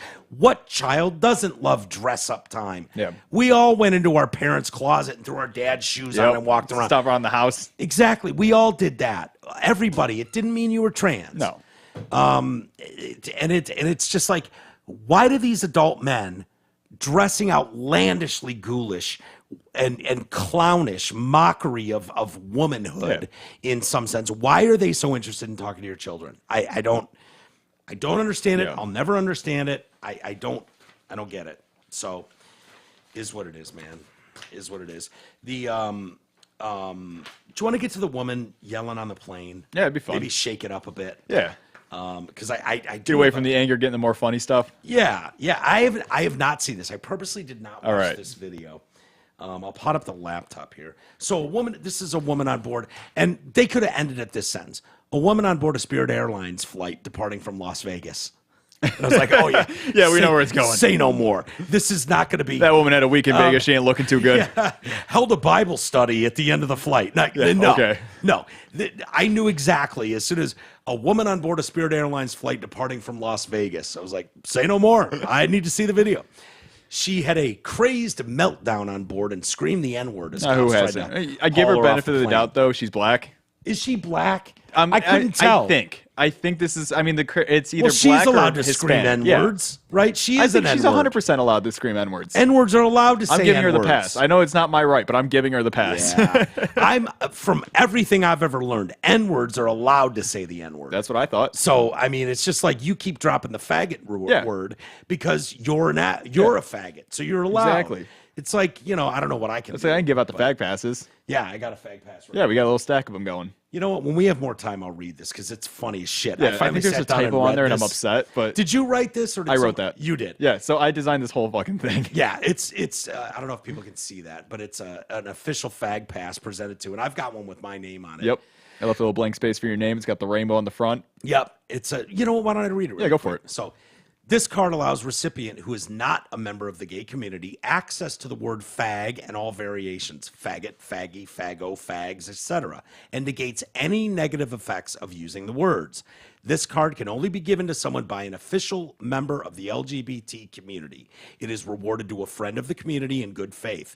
You have been presented with this card because a member of the LGBT community has seen you as someone who deserves use of the aforementioned words, trusting you to not bring shame or abuse to the community. When questioned about the use of words, present card like you would a get-out-of-jail-free card for Monopoly. This card has unlimited use so long as the holder has not had fag pass rights revoked. Official card presented by LGBT member. And I love the little spot to sign it for the LGBT member, so it's very official. Yeah, and Garrett assigned mine. Yep. And so I have one for use of the word fag and all variations. So that's why I'm comfortable saying it, because an actual member of the community. I gave the passes out. Yeah. I know some people right now are going, dude, how do I get one of those fucking passes? I've got a stack of them here. If people email in, how about if you email in and you want one, I'll have Garrett sign it. We'll put your name on it. But you don't be reckless with this. Yeah. And he means I've only got a limited amount. Community. I've got 1, 2, 3, 4, 5, 6, 7, 8, 9. I've got 9 here. So I can make it an even 10. Hold on. Okay. I got a bonus in my wallet. Yeah. It's great to have. Keep it in your wallet. It goes right next to my white privilege card. One of my business cards. Your business cards. It's excellent. It's well written, and if you're looking for an official fag pass to be able to use those words, and anybody that's got an issue with it, present your card to them. Yeah, just bring it in. Whatever. I'll let you know if I get some emails that people want that. Ooh, what did I just do? Hello. We got levels. Check 1, 2. What did I just do? Check 1, 2. I just muted everything or something. Oh boy. Hello. We're getting levels of recording. There we go. Okay. I was weird. My elbow. Yeah, fucking A. And I still feel like shit. It's funny too because my these elbow people can't hit the even main see. Mix. So, even the studio looks fucked up. Like these people can't see right outside the camera is a giant sheet and just mudded walls. It's a shit show in there. You don't even want to see it. But everything's out of there. Yeah. Pinball machines are safe. Yep. So all right, going back to Walters at DetroitCast.com. You all know how to spell my name. Female passenger sitting on a Spirit Airlines aircraft had an explosive outburst that caused those around her to film and chuckle. That's really all people are going to do. Yeah, that's what nowadays. I do. I'm not stopping shit. No. At the beginning of the footage, the woman is shouting, "Let this go!" And I can do that with freedom as cops try to defuse it. All I care about is freedom, she screamed. All right, I haven't seen this video yet. It's unclear what set the meltdown off, but the flight had not yet taken off, so they had to fucking get everyone off the plane, remove asswipe here, and then reboard everybody so cops could deal with the woman. Why can't they just drag the woman off? Why do you have to deplane? I don't know. They just do you know don't what want to embarrass her. That is? No, fucking embarrass her. She's embarrassing herself. She embarrassed herself. Yeah. All right, let's check out the video. All See right, if all it's worth it. I apologize in advance. Let this go! Can I do that with freedom? All I care about is freedom. You're under arrest. That's fine. I've been there before. I'm not scared. She looks like she has. I've fucking been there before. Yeah. This nigga's hurting my elbows. He's hurting my wrist. You're hurting me, Sheriff. You're hurting me, Sheriff. Ah! This seems fake. Oh, this looks like a crackhead. I think the cops are real, but this lady's a crackhead. I can't breathe. Do you think That's crackhead face? it is crackhead face, but she looks too held together to be crackhead girl. George. Nah, she's kind of like This is George Floyd. Yeah. Nice try, sweetheart. Not too many people buying that much these No, days. unfortunately, you're a little too light. Yeah. That's hilarious. No, I thought she was playing into the camera. She sees I someone. think she saw the camera and then starts playing into it. So Yeah. she's not actually hurt. She's definitely playing it up, but Yeah, that's. I don't know. I See- can't tell if that's real or not. If she's faking or not. I was gonna say we can get my favorite one, the real one. Okay, let's Let see me your see if I can find favorite it. one. How inappropriate is this going to be? Knowing what I know It's pretty about bad. you, this is gonna be. This is one of my. It's a classic video, and I almost wish I had my Burger King crown on me right now. Yeah. And I said that some people are gonna know what's up, but this is a Oh, classic, famous God. video. Okay. Oh, where's my audio? There it is. Yeah, bring your audio up, back it up. So, I'll give us some context here. Yeah. So this is someone on a plane. He's wearing a mask. Yep. What looks like a Crips member or This ca- Bloods member. This came out kind of mask. during COVID. I think it was the whole mask issue that started it, right? Yeah, that teed a lot of people off. Yeah, it That teed a was- lot of people off. That was a problem for a lot. So, of anyways, people. this nice white gentleman who's an older man with a little face tattoo and a Burger King crown. He has some words to say about the passenger on the plane, a fellow right. passenger. And this is a white gentleman in a. Kick that nigger bitch off the plane! Sir, please you need to stop. There are children. A smile. Please stop. Nigger! That's okay. That's not necessary. Take your stuff and get it out of my seat, We please! will take That's care what it of was. There was somebody but I in the need you to stop yelling. She kneed me in the stomach! Why are you in my face? I'm asking you to stop Have I yelling. committed any type of violence since I've been on the plane? You're No! yelling and So you're causing what? a scene. Yes, sir. That's She kneed me in the disrespectful. stomach! No. You're being Thank you. disrespectful. Somebody get Shut this the on fuck camera. up for 2 seconds. I want a lawsuit! He wants a lawsuit. Right now, motherfucker! Someone threw a drink at him. Oh, really? Yep. Is that what he wanted a lawsuit over? The No. drink throwing, He or- wanted a lawsuit because he got kneed in the stomach by somebody as they were getting out of the seat. And, You know what? He may have the best case ever. I think so. However, just willy nilly dropping the. Yeah, kind of destroyed your case. I mean, when they play that in court, which they will, Hard which R and they everything. will, hard R and everything. Let me hear it one more time. Oh, I It's just closed it. disgusting. Hold up. Oh, you closed it. Yeah. He needed to put the H on the end of it. Yeah, he did. He should have put the 8 on it. Is it the A or the H? I H. put the H on it to H. emphasize it's You should have put the H on it. Can you lend? Can you lend a nigga a pencil? I need You know, help. nigga this, nigga please. Nigga, can you lend a nigga a pencil? He should have just went AH. Might have gotten a little more Yeah. leeway on his lawsuit there. What was his quote there where he used the hard R? Get this N-word bitch off the plane. Okay, so if he said "get this nigga Yeah. off the plane," but I think it would have been more lighthearted. Yeah, in the and, he moment. had the face tattoo. He could have been like a SoundCloud rapper. He could have played into that a little bit. Yeah, he looks like an older gentleman Yeah. and white, which doesn't do well Doesn't for my help, community. but I mean, The face tattoo helps for like the Burger hey, King he's crown not was all pretty there. fun. Yeah, Burger King crown's great. Burger King crown works in a lot of situations. It really does. I keep one in my work bag. Do you really? I do, just for that joke. Yeah. I'm not even joking. You need to get the fucking that because that's one of those masks that looks like a Bloods bandana. Yep. But it's an actual mask like around the ear loops. One of Yeah, those it's one of those like foam ones. homemade ones. Is that homemade? Or I bet he bought that. A lot one. of people do that where they'll do the like a little bandana piece over some elastic. Yeah, that'd be a decent Halloween costume. It would. If you went out there, there's not too many people who would know. There'd be a couple people like, oh shit. Shit. I mean, it might. You might have to drop a hard R though. Try and play into it. Yeah, it might not be the best costume, but No. yeah, good stuff. Good stuff. All right, let's do a couple emails. Okay. And get out of here. We got Forey coming over, bringing us food. I know, from I'm me, excited. You and Marina. So. The backcourt restaurant has got some great, delicious food. Yeah, you want to do a read for? Yeah, me, let me do a please? read for them real quick since they're feeding us tonight. Yeah, I don't know where. There you go. Give Forey a nice plug, and Izzy and Shiloh and the whole family over there. Oh yeah. This part of the show is brought to you by the Backcourt Restaurant in Clarkston. Located in the Deer Lake Athletic Club, the Backcourt combines first-class service with relaxed, friendly atmosphere and a chef-inspired menu. They have daily dinner specials throughout the week, live music on Friday nights, and on Fridays and Saturdays, the best damn prime rib in town. So next time you're headed out for dinner or drinks, stop by the Backcourt Restaurant in Clarkston or call them at 248-625-8686 or visit DeerLakeAthleticClub.com.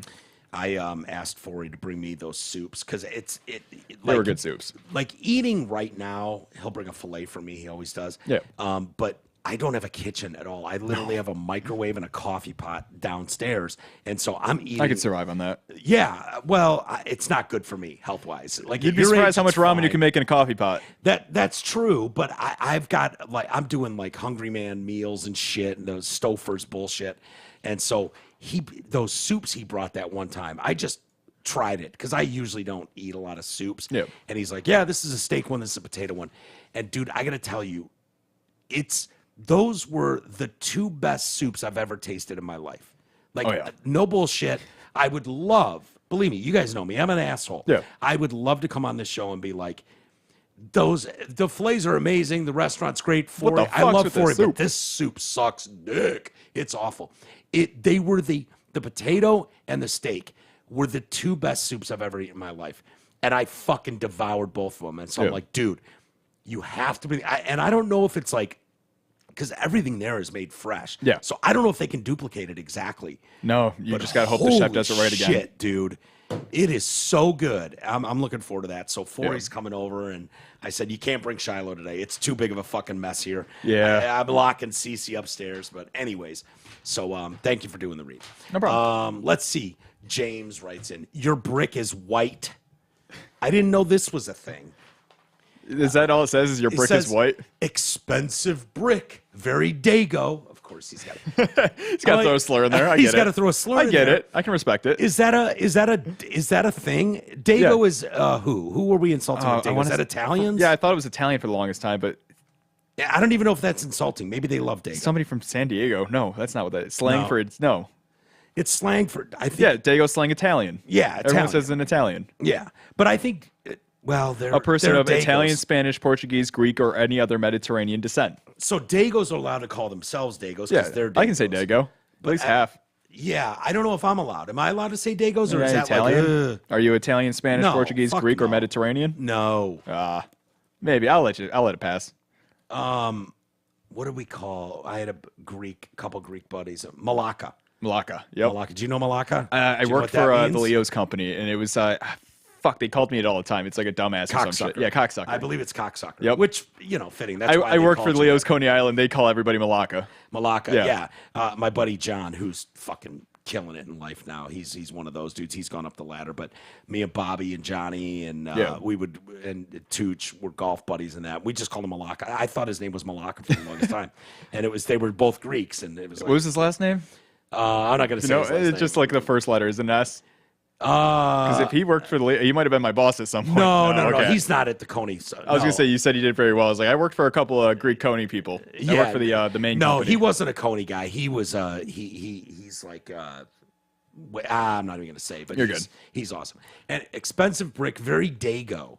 I didn't put the brick in. It was here when the house was built, Yeah. probably in '57. I think the house was built in '57. So Thanks for judging us on shit we didn't do. yeah, it had nothing Come to do on, with it. James. If you're gonna yell at us about reasonable stuff. Yeah, I was Come on. just saying it was a stark contrast with the white brick and the orange fucking Yeah. rust all over it. That's all. James writes again. You could have let me know. Nowhere to sleep. So the subject is nowhere to sleep. You could have let me know. You're always welcome over here. Jeez, Michael. He even got a spare set of robes for you. Yeah, I don't know that I want. They're not bathrobes though. Would I be safe going? would I be safe going over to James's for the night? I feel like he'd be cool. You think so? I feel like I could get along with James for a night. Yeah, I think you could for sure. So I think I could.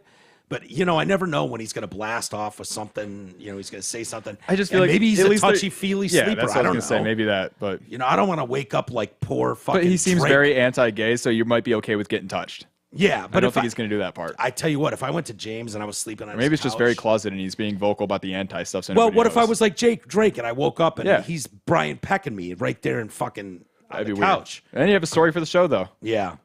God.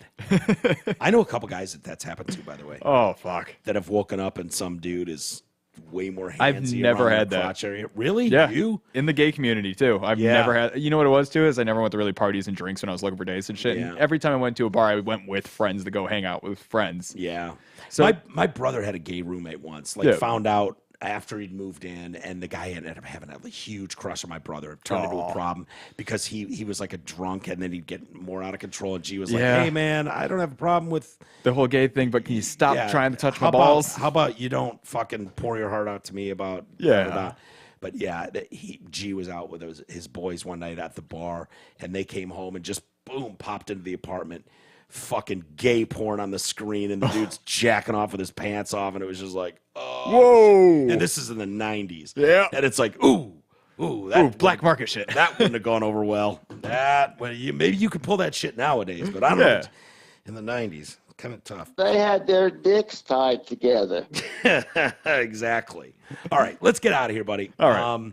Thank you, everybody. We made it through another week. Yeah, I only missed one show, and then this one was a little here and there. This one was touch and go, but we got through. Yeah. I will come down and do some Drew and Mike pause for our favorite listeners. I love those. The members. Yeah, you're enjoying those? It's a good little, you know what's funny? It's just my stupid stoner stuff. One of my favorite things to do when I, smoke a little weed is I love nostalgia shit. Yeah. And I like watching like old commercials from like the 90s, 2000s. Commercials. Jesus Christ. But no, listening to old Drew and Mike bits is one of those things that like I love just playing a video game with that old Drew and Mike pause in the background because it's like perfect nostalgia from my childhood. Dude, it probably does remind you of being a little kid around your Exactly, dad. like he's working in the garage or some shit. I've got a couple. I did this one. I don't remember. So the we got some teases. Drunk blows a .69 and Harris Pull name a porn star. We did that one, yeah. I did both of those, and then there's one more on this disc called Buffalo Phil. I don't remember Buffalo Phil. Should I play that one? I'll get the banjos, man. Right? That's what I'm thinking. Buffalo Bill. Yeah. Dick tuck. He was tucking his dick. And, yeah. It was the wearing. Would you fuck me? Yeah. I'd fuck me. He was taking women, fat women, making them fat, and then. Yeah, something like that. Yeah, that was Buffalo Bill. What was that movie? No, I thought it was Deliverance, right? Buffalo Bill? No, I'm thinking Buffalo something Bill's else. not Hold up. Deliverance. Nope. Deliverance is the dueling banjos. Yes, that's the dueling banjos. And Squeal Like a Pig. Yep. Bilingual man, guy forced to speak English. I could do that one. Oh, an interview with Jessica Biel. Metrosexual, feel like making love. I could do that one. I'm just looking at Drew and Mike best of discs that are sitting here in front of me. Ted Danson. Ted Danson. Janice Dickinson. I remember her. I'm not playing that because she used to annoy me. We'll find something fun. Stephen King's story, Mike's whiny email. There you go. Okay. That sounds like that's for you. We got to play. Yeah. All right. Mike's whiny email. Or wimpy email, whiny email, whatever it is. Anyway, I'll do some of those this weekend if as long as I can get down in the studio. I guess I can come the back way in. Yeah, you just got to kind of do the roundabout. Yeah. So thank you everybody for listening. We'll be back on Monday, Garrett and I, and look forward to it. Have a great weekend, and we'll talk to y'all soon.